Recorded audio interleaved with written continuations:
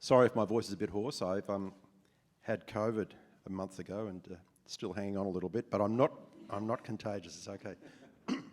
I'm also particularly good when I'm sitting down. Standing up, that's the problem. Prison is a largely negative experience, of course. It's intended as punishment, but one thing inmates have a lot of is time out from their lives on the outside. And sometimes this time can be used for reflection and even for creating art, sometimes for the first time in their adult lives. And so that's the subject really of this session. When does this occur? How does it occur? What effects does it have, and how can we encourage it? One thing, I think our three guests here, I think each of them would have spent well over a decade, in some cases several decades, helping inmates in New South Wales prisons produce different forms of art. Aunty Barbara Nicholson is an acclaimed poet who helps Aboriginal inmates write and publish poetry with the Dreaming Inside program. And she's accompanied by Luke Patterson, a Gomeroi man who works with her, and he's a poet himself. Murray Cook is a well-known musician and producer with a non-government organisation called the Community Restorative Centre. They do a lot of good work in prisons. Murray taught music, I think it was music at Long Bay, wasn't it, Murray, for many years? And now he runs the Songbirds recording program in multiple prisons, and we're going to see a few videos. We'll see an example of that soon. And he also oversees art and drama workshops in prisons. Damian Moss here is a visual artist who's taught at prisons, and he's now a lecturer at the National Arts School and co-manager of the Boomgate Gallery at Long Bay Prison. I'm also involved in the Boomgate, which is a unique Australian gallery. For 30 years, it's been dedicated to the sale of inmate art. So we might give that a bit of a plug later on. So we're going to learn a lot more about our speakers as we proceed, because I think their stories are probably just as fascinating as those of the inmates they work with. So could you please join me in welcoming our guests?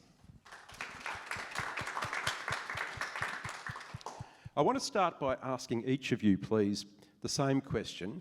Can you recall for us the first time you went into a prison as an art teacher or an art encourager?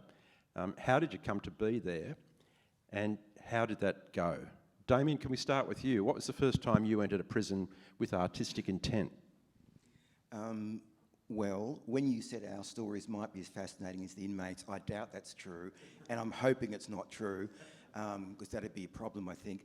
But I've always been involved in art education, never formally, so I haven't done a education degree, and I never have taught or really wanted to teach in high schools. I've always taught in alternative institutions. So firstly, I taught at Rivendell Adolescent Psychiatric Hospital. It's a really unique place on the Parramatta River at Concord, and if you might know it, it's probably got the greatest sort of sandstone buildings in Sydney after maybe Sydney Uni. It's a really beautiful place. So I taught there, and I taught there with teenage residential psychiatric patients. It was a really great place to work. Difficult times, but really fantastic. And after that, I taught in another few alternative places, and then finally, I actually met someone who worked at Long Bay, and they asked me what I did, and when I told them where I was working, they said, maybe teaching at jail is something I'd like to do. And I immediately said yes, didn't really have any hesitation. I don't really, often don't think about things maybe as long as I should. So I just said yes and turned up. And I do remember my first day and the first cell I walked into, and what surprised me was how comfortable I felt. And I think it's one of those things that you either can do it, want to do it and feel comfortable inside correctional centres, or it's just not for you. And fortunately, it was for me. I felt comfortable there, both with the inmates and the officers, and they're both different groups that you've got to deal with and negotiate with. And yeah, I started, and that was a long time ago, but I've been there. It's been my longest employment, so there Fabulous job. Thank you. Aunty Barbara, what about you? Can you remember your first day? No, I'm Aboriginal, ergo prisons are very familiar, and that's a joke. I I've had a long history in activism and particularly, and some of that, a big part of that was being involved with the Aboriginal Deaths in Custody Watch Committee many years ago and paying numerous prison visits. But so prison became quite a place. Then I later on was teaching in Goulburn Jail students who had enrolled in outreach degree programs from Southern Cross University, and they were writing a lot of stuff and I loved it. Couldn't get anything happening there, but I eventually got things happening at uni prison, and so I can go back 13 years or so when I first visited, 15 years when I first visited uni prison. That was one of my Goulburn students had been transferred there and I needed to get him finished, and did, and then subsequently from there I made another visit one year, and then right around the Murray Festival, and then a year or two after that I started this program, which goes back 12 years now, the program that I'm doing. And the first day of that particular program was quite amazing, because I really didn't know what I was doing. I'd been invited there to do some creative writing workshops during NAIDOC week that year, and I had a team with me. Simon here was one of our team, and we had Bruce Pascoe and John McMurburg, but we didn't have any real formula for what we were doing, so it was just sit there and do. The hardest thing I've done was that first week there in terms of this program, because it was like extracting impacted molars trying to get the lads to write.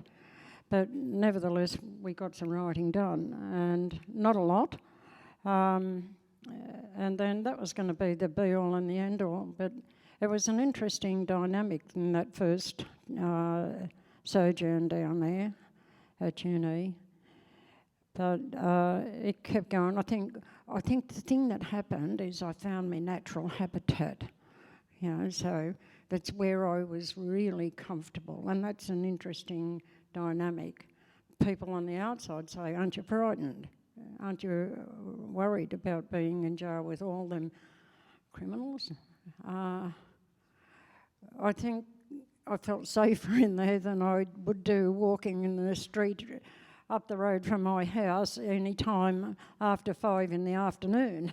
So very well protected. So the prison authorities have got a real duty of care, of course, when we're in there. But I work with Aboriginal and Torres Strait Islander inmates, and they are very protective of me as auntie, as elder going in. So, yeah, an interesting thing. That's for sure. We might talk a bit more about the inmates later. Murray Cook, what about you? When I was playing with the band Mixed Relations with the great Bart Willoughby, of course, from No Fixed Address, and we were touring around the world, and unfortunately we broke up. And then my partner at the time got pregnant unexpectedly. I said, I better get a job. So I was doing builders, labourers work and all sorts of stuff just to fill in, make a bit of money. And Rachel Perkins, who was the singer in Mixed Relations, who's now quite a well-known film producer, rang me up one day and said, they need a guitar teacher in Long Bay psychiatric hospital. I said, yeah, that sounds all right. I said, because we'd actually done quite a lot of workshops when I was in Warumpi Band and Mixed Relations. We'd done quite a lot of workshops in jails around the country, or around Australia. And so I thought, oh yeah, I'll give it a go. And it was quite good money. And no one else wanted to do it. So anyway, the first time I went in, it's funny what both of you have said, I felt just really quiet at home. I was a bit nervous. I thought, how are they going to treat, this sort of white suburban surfy boy, But it, straight away, and I had to bring my own guitar in because I had no guitars, and there was a couple of busted guitars. So next week I bought some strings and fixed them up. But they all descended upon my guitar like a pack of flies, it was incredible. Because I hadn't had a decent guitar in there for so long. And the talent, you know, of course, was a psych ward, and I worked there for another 21 years until we got, unfortunately, put off by the state government at the time, and as teachers, because I loved the job. I felt like Aunty Barbara and Damian, I felt this was my natural thing to do. And after being in the music industry, being in prison was a breeze, yeah. But I was just, as Bon Scott said, watch out, it's tough and mean if you want to be a star of stage and screen. He was right, yeah. But yeah, look, and I would just like to say that I've always been in bands that have been from the heart and very looking for that real genuine feel and non-commercial kind of approach. And I found in jail, like the music and art that I see in there is just so from the heart and so genuine. And as Aunty Barb said, they're so appreciative of having anyone come in. And I found that with the continuation of the Songbirds songwriting program and art, and we're doing drama as well. So it's been great to be a little drop in the bucket, you know, bringing that back into them. And just a look on their face when they finish the sessions is fantastic. So, yeah. Well, that's great. Look, I'd like to give all of you a chance to talk a bit more now about what you actually do and some of your programs. And we'll start with Damian, who's actually got a bit of a slideshow for us with some examples of inmate art. Let's see if we can get this happening.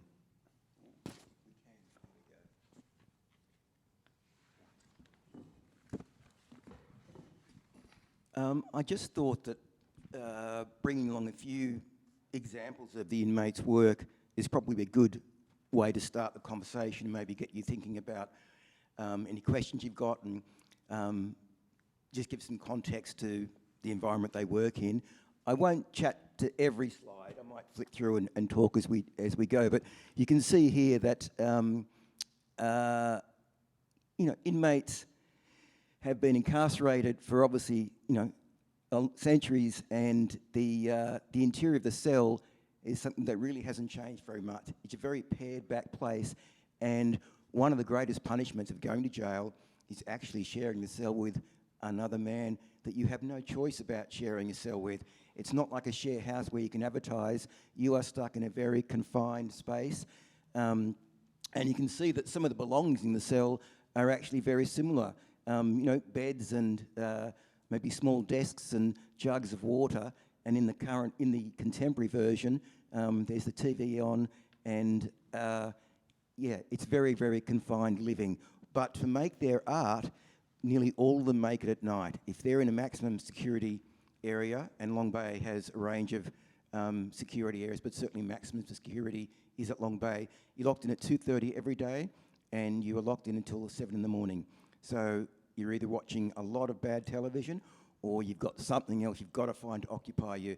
And if you're making art, that's a great way to tick through those hours. But you are making it in a very confined space.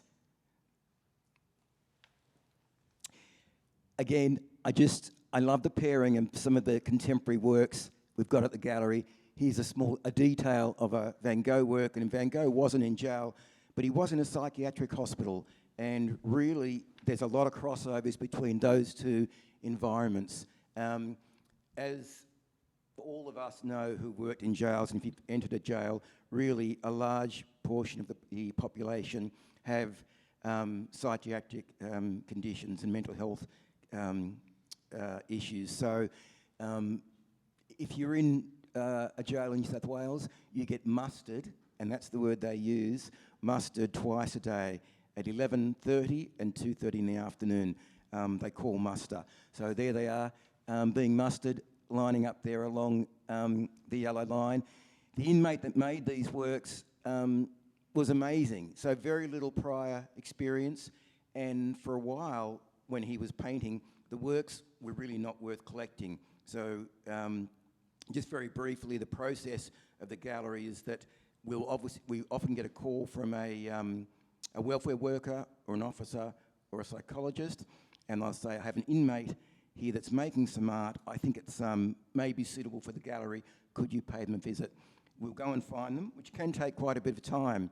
To find one single inmate could take you maybe half an hour to finally get through all the gates and get finally to the wing and to get to his cell. And if he's there, and not at a medical appointment or a video link for court or a visit, then you're lucky you've got them and you can talk about their art. And this inmate eventually made these works, which I think are wonderful. And they're a good example how, picking up on what Murray said, a lot of the artists are not formally trained. In fact, very few of them are formally trained. And I personally don't overvalue the formal training or high technical skills. I prioritise storytelling and self-expression, especially in this context. And I think the way this inmates makes art tells a story really beautifully. All these images I'm showing you to start with are examples of one type of work that inmates make. There's a couple of types of work they make. One is depicting their daily environment, so their cell, muster time, the wing they live in, and another, which I'll show you a bit later, depicts places they'd rather be. That wing, you can see there the heavy wooden beam going across, that is still there, and that is the beam that they used to hang people from, and it's still in the wing. They haven't obviously used it for decades, but it's pretty sobering that it's still there.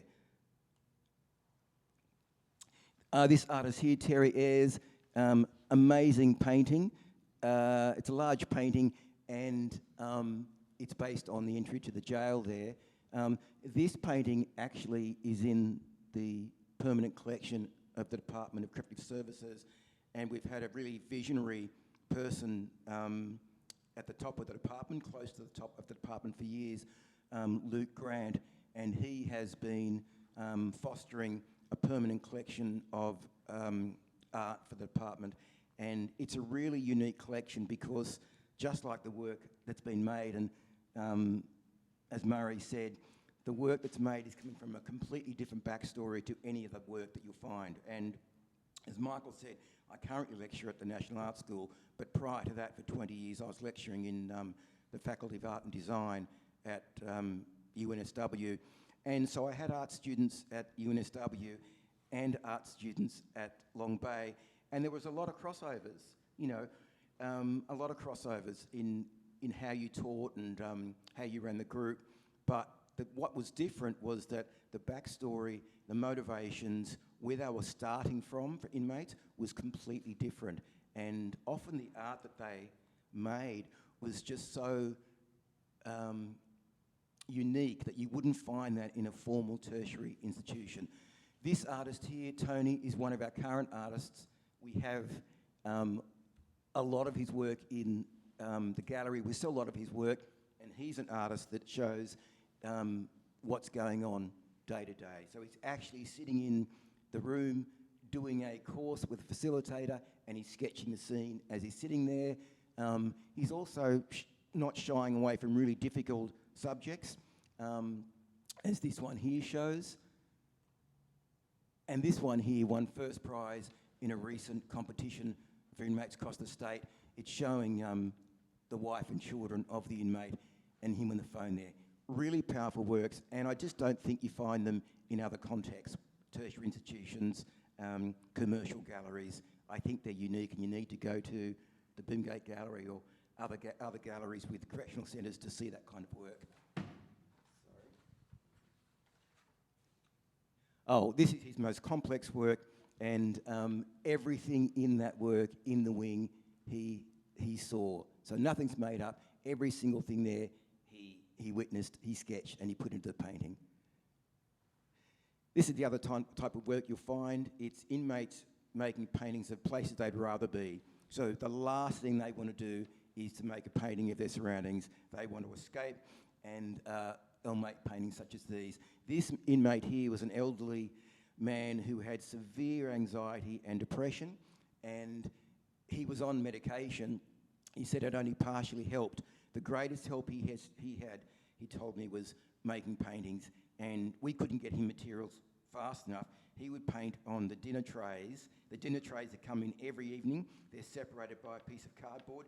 He'd paint on the cardboard a painting a day. They're only small, A3, but he made a painting a day for months, and he said that was his medication, and that worked for him more than the medication he was getting from the nurses. might come back to this inmate. I think I'll get that to talk. I'll come back to him. The other thing inmates do is they won't wait for materials to arrive because there's too many inmates, the demand's too great, and there's too few of us with materials. So they pick up whatever they can. He's picked up 2 old guitars. Sorry, Murray. He promised us they were unplayable, and he paints on them. I can see strings on one of them. I can fix them. He paints on them, and he sells every one he paints. So he just finds another one that's unplayable, paints on it, and sells them. And you can imagine that people coming to the gallery are fascinated by them because they're unique. You will not find those anywhere else. Another example of found objects. So the soap is just jail issue soap. Every inmate gets the cake of white soap, and some of them will carve them. And again, you can read the statement there. This inmate made this model of a wing. It's absolutely to scale, and the roof lifts up, and you can plug it in, the lights come on, and all the cells are to scale. That's in the gallery, in the permanent collection. And I'll leave you on this one here. This inmate, Michael asked about our first day in jail. I remember my first meeting with this inmate. Never made an artwork. He did some drawing, just plain lead pencil and paper, and then years later, he's a really sophisticated, mature artist who made this work on discarded medical stretchers. They used to carry injured inmates out on those stretchers, even in the 80s, and he made these works on discarded stretchers. So, yeah, that's the kind of work you'll find made in jails, and you won't find it anywhere else. Thanks very much. That's absolutely fascinating. Do we need one more click at this point? What do you reckon? Excellent. All right, well, thanks very much, Damian. Let's move from visual art to poetry. Aunty Barbara, would you mind telling us about your Dreaming Inside program, a bit of its history and how it's developed? Okay. You need the... Yeah, thanks. As I said earlier, I started this program 12 years ago in Junee Jail when we went down there one NAIDOC week to do a series of creative writing workshops. We got a little publication out. Actually, I didn't go with the intention. We were just invited to do this, and whatever happened, it was an evolution rather than any plan. I'd had a small grant from the South Coast Writers Centre, was able to get me a small grant to take myself and 4 tutors down for the week in Junee Prison, and one tutor couldn't come, so I had that little bit of funding. It was only about $750, something like that, left over. And I thought, okay, I don't ever want to be the do-gooder who goes in there, beats me chest and says, comes out and saying, look, aren't I good? Look what I've done. It's got to be something that is meaningful for the inmates, for the inmate participants in the program. So I thought if with that little bit of money, we might be able to get a desktop publication out so I can give something back to the inmate contributors for their time, because they can't get paid. So that was what we thought might happen. In the end, we only had half a dozen inmate contributors, and we got it sorted into this little book. It took myself and Ricky Vasilakis, who is the director of the South Coast Writers Centre at the time, and she and I worked really hard on getting these contributions into something that looked like a book. But there wasn't a lot from the boys, so I had asked the tutors to also write something, and everyone did, which was lovely. And we finished up with a little publication that is 38 pages long with half a dozen inmate contributors and 4 from the tutors. So Ricky and I were working to make it, it's all very rough hand-looking manuscripts, handwritten manuscripts, and Ricky and I were working hard to make it look something like a book. So we're at the Writers Centre, and we finally got it to a point where we were ready to send it to get printed, and we'd University of Wollongong had agreed to print for us free, which was amazing. And Ricky was about to press send to send the document to the printers, and I said, stop. And she said, what? And I said, put volume 1 on that. With no expectation of anything whatsoever.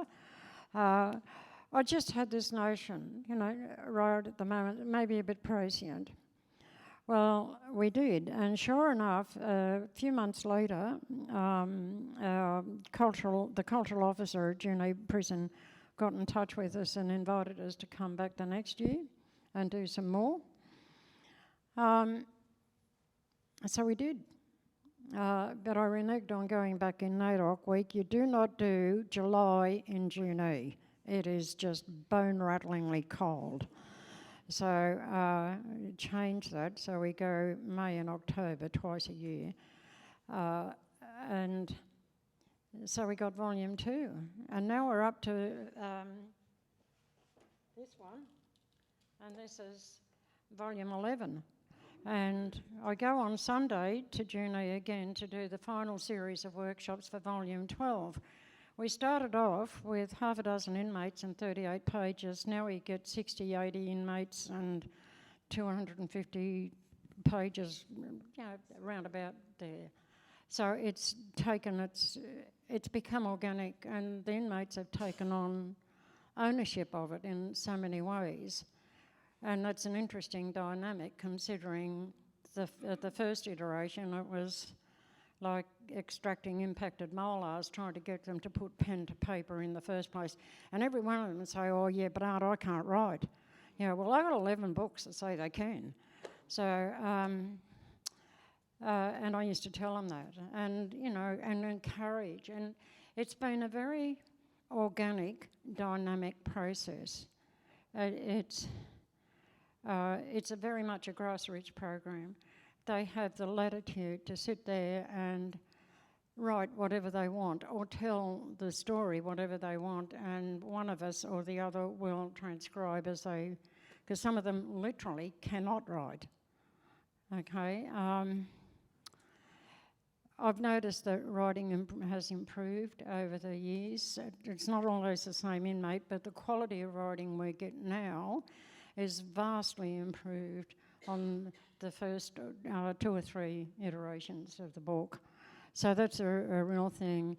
I think because it is a grassroots program, free of all bureaucracies, that it sits well with the inmates. They are in a culturally safe environment while we are there.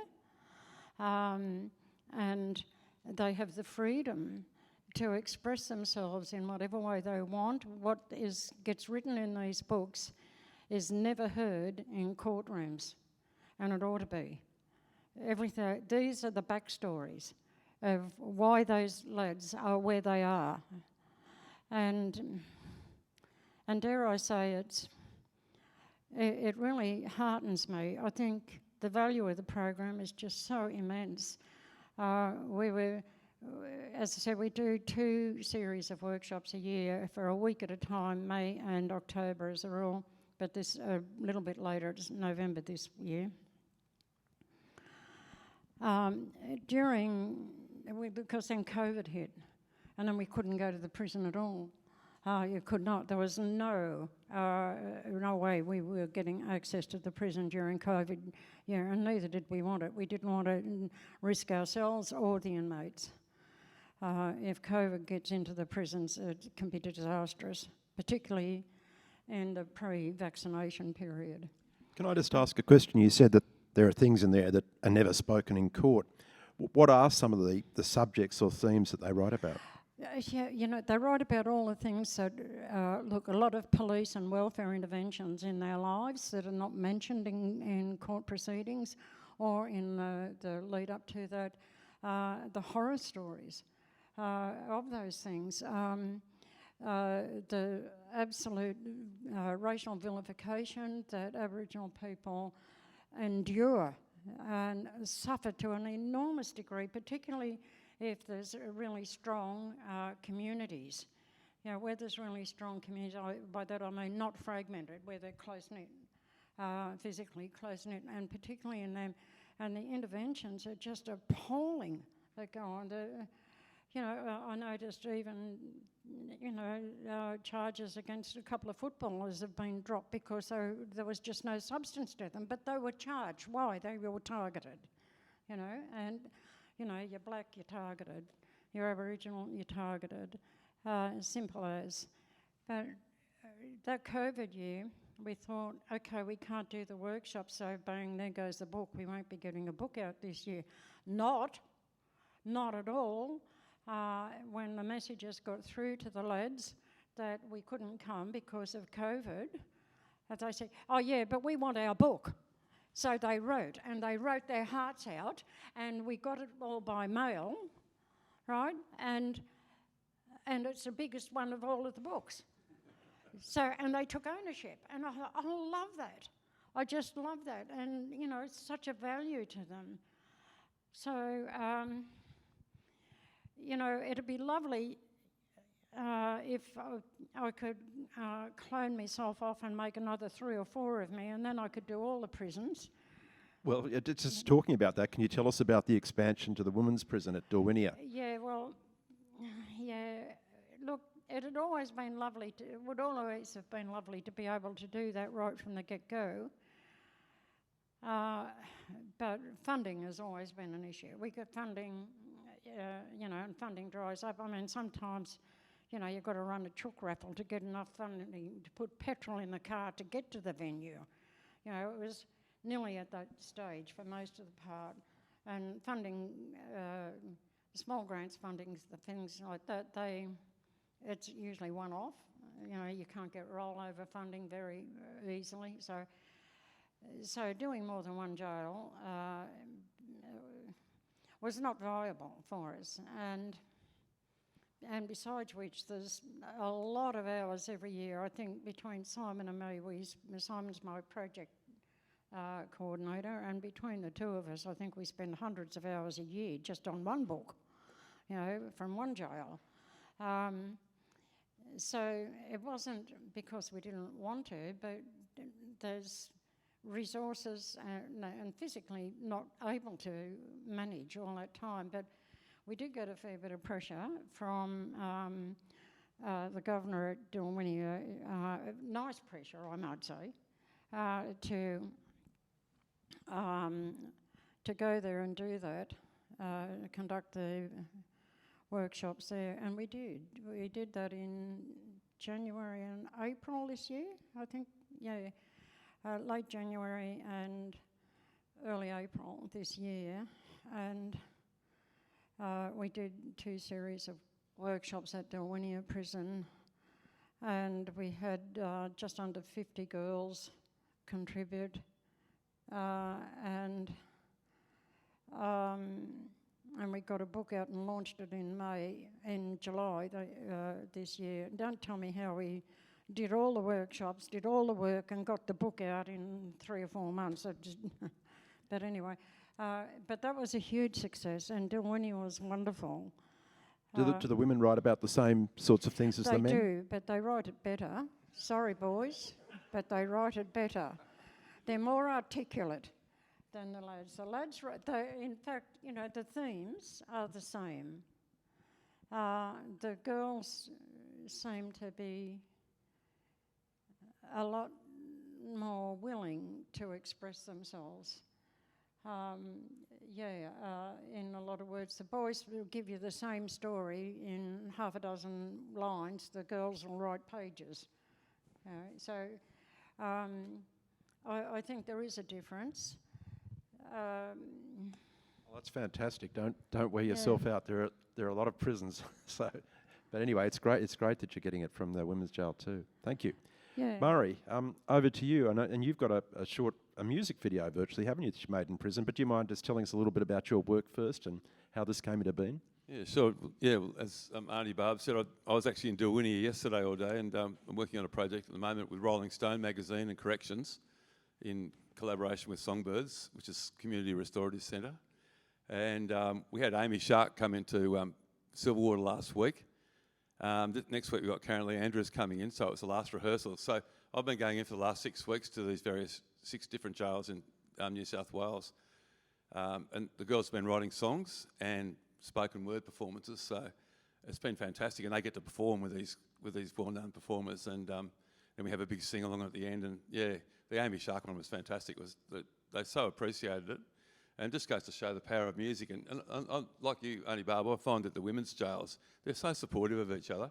They're like a big family, and especially the Kooris and the Islanders there, and the Middle Eastern ladies there. You know, they all mix in together.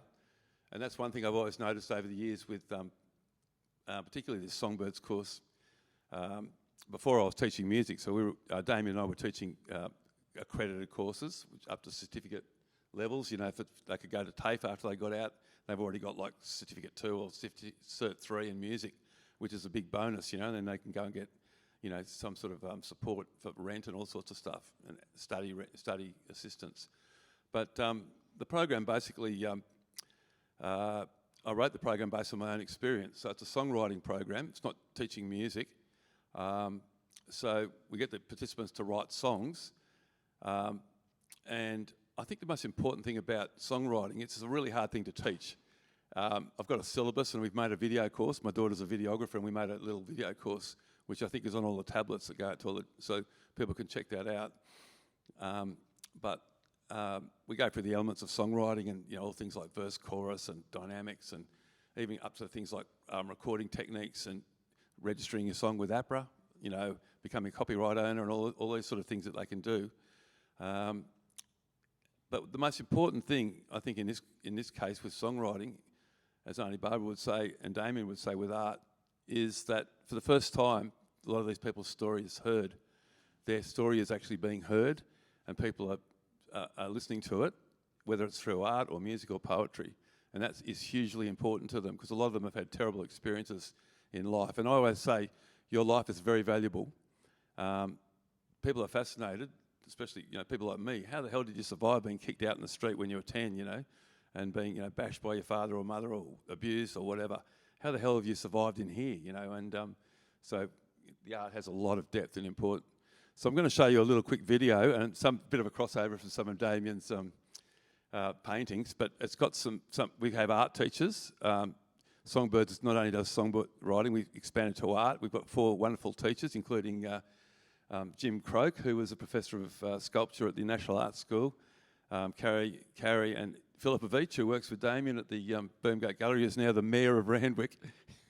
So we've got some very distinguished people, and they're all fantastic teachers. They've got a lot of humanity, and especially, Jim, as Damian would say, he puts out a lot of amazing stuff, and he's incredibly, if you wanted to get an art teacher for your kid, you couldn't get a better guy, could you, Damian?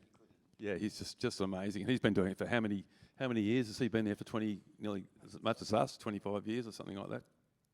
So anyway, this video I'm going to show you is from the Mary Wade Women's Prison. And the woman who sung the first bit, I've got to do a Spanish intro because I'm very influenced by Ennio Morricone and surf music, and I love South American music, and like bossa nova. And so what I do is we write the song, and then we record it in jail. This was recorded in the library at Mary Wade, and I take it home and I put all the instruments on it because I'm a multi-instrumentalist.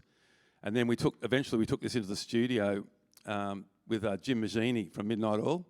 I used to play with the Oils. That was my first band, and so I've been friends with Jim for a long time. He's got a wonderful studio in Brookvale, and we put this together we had only a shoestring budget. We only had about 3 or 4 days, but I hope you enjoy this, and it's got some paintings from our Songbirds art plus some other ones. Just a little note about a lot of the women and men in the program. We've got 3 CDs out, which you'll see at the end. Over 50 original songs, and a lot of them have never sung into a microphone, never written a song before. And so the program works, and I've also been running the program down at the Ozanam Learning Centre, which is Matthew Topper basically, and it's been going really well in the community there, and we've got 2 CDs out from them too. So it's just wonderful that they can have their story told, and they get a very professional demo that they can use when they get out, and quite a few of them. 2 of them got asked to go on The Voice, and a few of them are touring now around Australia and have their own little gigs and stuff like that, So, all right, so I'm just going to show you this video, and I hope you enjoy it.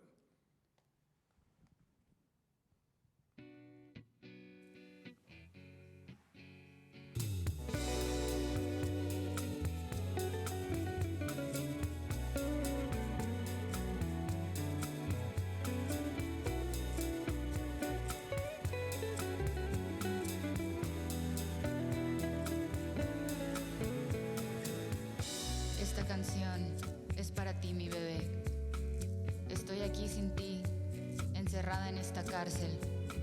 Mi corazón se desanima, pero no voy a perder la esperanza, porque sé que un día tú y yo estaremos juntas otra vez. Can't see my baby 'cause I'm locked down. I'm sitting in my 6x4 cell. I'm sitting here waiting for that old key sound. Without you I'm living in hell. I think that I'ma lose my mind. If only we could turn back time. If only all those words had rhymed. Sometimes I dream that I could fly. Can't see my baby 'cause I'm locked down. Sitting in my 6x4 cell. I'm sitting here waiting for that old key sound. Without you I'm living in hell. So now I'm lying here in my greens. Every night I see you in my dreams, but they were only dreams it seems. Baby, you're my queen supreme. I can't see my baby 'cause I'm locked down. Sitting in my 6x4 cell. I'm sitting here waiting on that old key sound. Without you I'm living in hell. They're trying to keep us apart. I don't know where to start. Don't know if my heart can take this anymore. Just to kiss you on the cheek, to see you smile again. It's like you're standing outside of my door. Even though I'm wide awake, it's just a nightmare I can't escape. I know there's so much more at stake. I feel my heart about to break. Can't see my baby 'cause I'm locked down. Sitting in my 6x4 cell. I'm sitting here waiting for that old key sound. Without you I'm living in hell. Can't see my baby 'cause I'm locked down. Sitting in my 6x4 cell. I'm sitting here waiting for that old key sound. Without you I'm living in hell. Yo, change your thinking and it'll change your life. 'Cause I'm coming home to you, baby. It's Visa, Katrina, and Queen Bee Norma. Mary Wade, don't be catching me shade. I pray for the day I get out of these gates. I hold so much pain, I'm caught up in a phase. Wishing these days to be back with my fan. I'm missing my man and the time that we have. I wanna be free, just to be me. I'm up in the scene, and all of these years that I've been here in this place. Me and my mates, we sitting and waiting to open these gates. Free from the chains, free from the locks. Free on my girls that be ripping the cuffs. Hey.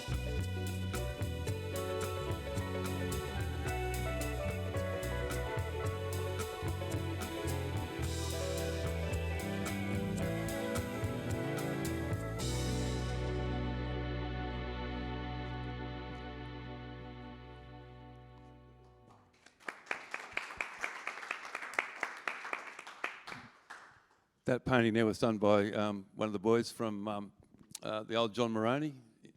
Yeah, it's a beautiful painting. I love it. It's just we actually bought that. So, but all the cover art on the albums, the actual physical CDs, is from our artists.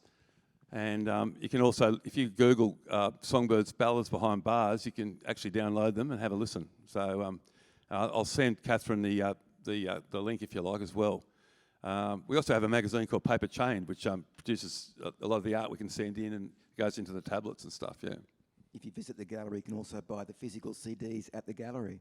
Yeah, you can buy it at the Boomgate Gallery. It's another good reason to go to the magnificent Boomgate. All right, look, thanks very much. That's fantastic. So we're going to have questions in about 5 minutes. So anyone out there on Zoom, if you wouldn't mind sending through any questions you might still have on the chat function. I'd just like to ask all of you one last question, and you have given us fragments of the answer already, I think, which is basically, what do you think art does for inmates. What is it that keeps you going back? And I might start with you, Damian. How long do we have, Michael? Got about 90 seconds. Oh, wow. No, a bit longer than that, Okay. but not very long. But, Okay. but we have already covered some of this, I think. Look, I feel like we could actually sit here for another hour and discuss. I didn't know much of what Aunty Barb did. It's really fascinating to hear, so I wish we had another hour. I keep going back because inmates keep arriving and they have the same needs, and I'm still surprised, not by every work that turns up, but I'm surprised enough by the quality and just the uniqueness of the work. And they also are really appreciative. You know, on weekends, which is when the visits happen, it's when the families come in, and to see a mother and her, you know, usually a couple of children come in and search around the gallery to try to find their father's or their husband's painting is a really moving experience. This is usually prior to their visit. They'll find the father's painting. He might have more than one up. They might pick their favourite. They go to the visit and they often come back and talk about it again, or I go and see him in a few days' time, and he just says how he can't get out, but the painting acts as, you know, a spokesperson for him or a proxy for his presence. And if they buy work and take it home, the painting's sitting on the wall representing him when he can't be there. So I think it's a really powerful program. I know it is, and it's really great to be involved with. Okay, thank you. Aunty Barbara, what do you think art does for inmates? Look, I think whatever art form it is, I know with the written form that it is so cathartic for them. It's so healing. They get so much out of it and they're able to write. I brought along a poem that one of them sent me, and he's managed to get the librarian at Uni Jail to print it for him. This inmate goes by the pen name of Tank, and this particular poem illustrates what I said earlier, that their freedom to write about whatever they like and the backstories about why they are where they are. This one's just called Eddie. Eddie, you were taken from your family in a swift and horrible blow. Then your family were driven from their home. It caused unrest and protest. People standing together and alone, rising up against the man for a place to call their own. Answers are what was wanted for you, for them and all, raising up hell. For what really happened in that cell? The police had their story, but the mob knew it was a lie. The politicians did nothing. A blow to the cause, another black eye. The brothers and sisters did not stop fighting for you and the others who died in that way. Our colours, black, red and yellow, for all to see, will be splattered for young black lives that mattered. To the Parliament steps, our voices will be heard. We will keep up the fight, for one day, Eddie, the blackfellow will have rights. And I think that totally illustrates, really, the sense of what I was trying to get across, those backstories and the pain and the suffering that are there. Being able to write that and being able to get that out, it just means the world to them. I've had inmates break down and cry and sob on my shoulders for an interminable amount of time while I'm there. And then say, oh gee, Aunt, I'm sorry I'm taken up all the time. No, it's all right, brother, you know, it's all right. I didn't come here for the writing, you know, that's so we have those cultural connections that allow that honesty to come out, and I think it's just so, so important. Yeah. Thanks for that. It's very moving. Murray, what have you noticed, found? Look, all of the above. I'd just like to say that my central tenet is to replace the darkness with the light. That's what music and art is all about. So much darkness in their life, but to just replace bad behaviour and bad thoughts with good thoughts and creative thoughts is huge. I'm an ex-research biologist for state fisheries, and I got back into the music industry after working there for a while. So as a scientist, I'm very interested, and I've done a lot of work reading about how studying music and art and literacy can actually rewire your brain and re-establish neuroplasticity from people who suffer from things like fetal alcohol syndrome, brain damage, obviously wet brain syndrome, and schizophrenia, all sorts of things. I worked in a psych ward for, I've worked there for 27 years now, and I've just seen the incredible healing power of music and art. It's just like, you can't even describe it. I get a bit emotional. It's just such an incredible payoff for me as a person, and it's helped me to grow as a person. I've got a lot of my own demons, and it's great to be able to, I think they can identify with musicians and artists because we're just one step up from criminals, basically. And so, I find it very easy to talk to a lot of the guys, and you do bring your own defences down, and if you show a bit of vulnerability. But one last thing I'd like to say, if you show any vulnerability in the yard in jail, they'll use it against you. And so it's an incredibly brave thing what they do, We have our wonderful jailbreak program, which is sponsored by CRC. So when they hear their music on the jailbreak program, and they get their kids and their wives and friends to listen in to their song, and it sounds really good, professionally produced, and that, it's a huge thing for them. And when these CDs come out, I do interviews on ABC, at Triple J, all the different radio stations. We're even on Channel 10, and they heard their songs on TV and stuff. It's just incredible for them, to hear that. So it's just goes without saying, really, doesn't it? And not only does it is it an emotional and growth thing, but it's also a physical change to their body. Yeah. Well, thank you very much to all of you. We've got to question time now, so we have a microphone here. If anyone would like to ask a question, if you just don't mind putting your hand up, we'll get a microphone to you.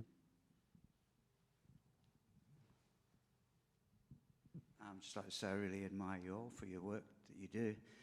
My question is more about that transition time when inmates come out, and that's a very difficult period. How do you go follow up in there, especially ones who interested in the arts or writing? Is there any program or government funding or body that's going to help with that transition stage? Well, that's what the organisation I work for, Community Restorative Centre, that's what they do. They focus on integration back into society. So mostly women that I work with are just incredible. The amount of work they put in to find housing and welfare. We've got the Miranda Women's Shelter against domestic violence now.